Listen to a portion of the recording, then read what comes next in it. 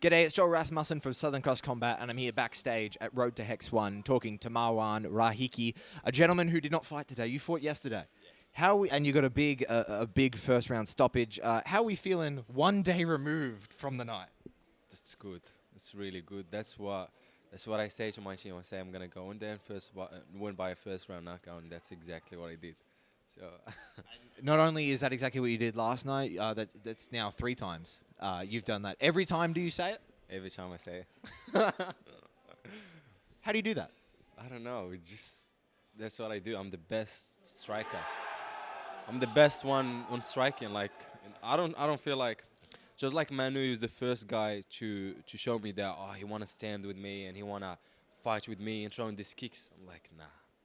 Like maybe one day in the UFC on the highest level, I get someone's like really wanna punch hard and give me some trouble. But I'm the best on standing. I'm not gonna say I'm the best kickboxer because I'm the best in MMA. Like you know what I mean? Now it's all MMA. I'm not going back to kickboxing. It's just all full time MMA. All fights are gonna be MMA. Now, obviously, it's a skill thing. Obviously, you train hard. So I'm not saying it's all mental. But being able to say that to you, being able to say, I'm going to go in there, I'm going to finish this guy in the first round, and then do it. And then you say it, and then you do it again. Then you say it, and you do it again.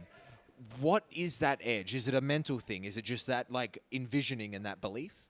So every time in the fight day, when I put my hands and I put the gloves on, I go to the bathroom and I look myself in the mirror and I say, okay, I'm gonna go in there and I'm gonna knock him out in the first round.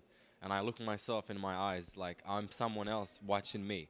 So from then, I just feel like it's more like it's already happened and I'm just there, like I'm just watching myself. It's like, of course, I have like the skills. I've been training kickboxing for like 8 years, and I know now there's no doubt that someone is gonna give me trouble in the ground or wrestling or something. I know I can.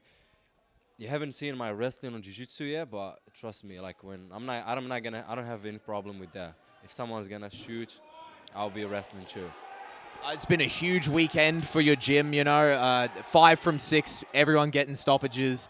You were the first man to kick that off, though. However, you were the first man to go out there and fly the flag. How was that for you? Was there any pressure knowing you were the first guy up? Yeah, it was a lot of pressure. Like everyone's watching the first fight, of course. Like you know what I mean? They're gonna be like, okay, Marwan's gonna start this, and then we're gonna keep going. But like I just have to do what I do. I knew my team is like the best. I used to say, oh, Lions then the best in Australia. I'm telling you now, we're the best in the world. Like, and you see. The only thing is we're still young. We're 21, 22, 20. All the boys 19. Amateurs today is like 19, 18. But I'm telling you, in 5 years, we're going to be the best in the world. You see Lions Den Academy, the best MMA gym in the world. This was a fight that was somewhat short notice. You weren't the original opponent for Manu. Also, you were coming off your own fight, How did you find out about this fight? And when you heard the opportunity, did you just immediately say yes? Yes, I said yes. Yeah, I said yes immediately. I came I think 3 weeks ago or something like that. Came one day to training normally, and my coach said to me, Michael's pulling out from fight, and do you want to take it? I say, yeah, 100%. And yeah, well, I had to wait a week until Manu accept the fight, so it was like weird. I was like, bro, I'm 2-0. Like I just had 2 fights, and it was like, because I wasn't in camp, I was still tired from the last fight and the last weight cut and everything, and I had to wait more to like, I didn't know if I have to train hard or to just relax more my body. I was just like, I don't know what's gonna happen, but I'm taking this fight. I need this fight because it's hard. I've been like trying to get fights, but no one wanna fight me. Like you know what I mean? It's really hard. So any opportunity comes in, I have to take it. Like I have no choice. Michael's a man who's had quite a lot of experience. However, this was his first time coming up to featherweight, Was that at all something of interest for you, because while you know him as a fighter, you don't know what he's like at featherweight. Those little differences can mean stuff. Was that an issue at all? I look at his fights and I knew he would be like a little bit more, have more power, like a little bit more power, but he's not a like small featherweight actually. Like he's pretty good size for featherweight even, but just different, like a lot, like different level from striking between me and him, and I can when I go on a fight, I'm feeling more what's happening, and I can feel my opponents. What is he thinking? If he's nervous, if he's just missing. And Mannu is a really great fighter. Like he have a lot of skills. Like respect to him is good striking, good grappling, good wrestling, and yeah, I'm doing my thing too. I'm fucking working hard, and just that's what I'm gonna do. All my next opponents, first round finish.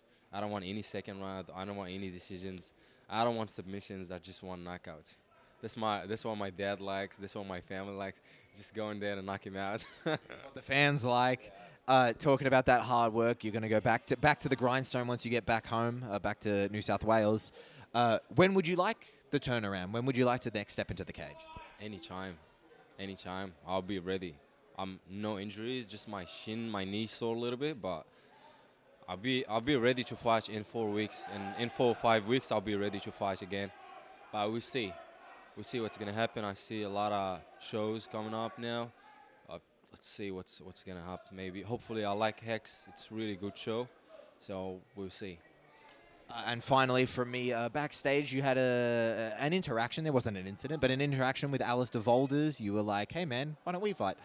Is that a fight you would like to have in the future? Of course, I've been asking to fight him all this year. He looks good.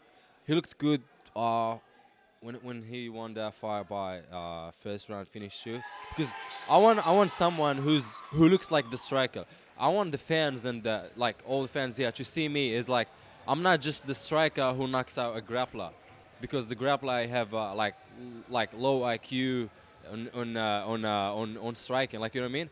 I want to fight someone who's want to knock me out, who the fans and his supporters seeing him that he's gonna come and knock me out. This is the guy I want to knock out more. That's what this is what gets me more violence. Like I want to go and knock this guy out, and he's not gonna knock me out. He is booked currently to fight Val Sharipov. What are your thoughts on that matchup? I don't know Sharipov. I've never seen his fights, but if someone pulls out from that fight, 100% I'll take it. I don't care. You know what I mean? I'll be ready anytime. And I think Volders is scared. He doesn't want to fight me. He's trying to be a friend with me. I have my friends in my team. Of course, I'm not gonna fight anyone from my team, but anyone outside, just be careful. You know what I mean? That's it. I know we're talking about work and we're talking about the future. However, you are in Melbourne at the moment. You are celebrating a victory. How do you go out and celebrate with the team after this, and what does kind of the rest of the week look like? Yeah, I don't know. We're gonna see what we're gonna plan for tonight and see what we're gonna do. Yeah, and that's it. Fly back Sydney Monday and go back to work. We're not gonna celebrate like we already won world champion titles or something. Like, we're just getting started. This is just beginning. So we have a lot of work to go back home and do. Marwan, I thank you for the time. I'm glad I got an opportunity to talk to you. It's a day later, but I still do appreciate the time. Congratulations on the victory. Safe travel home. Thank you so much. Thank you. Safe travel for you too. Thank you, brother.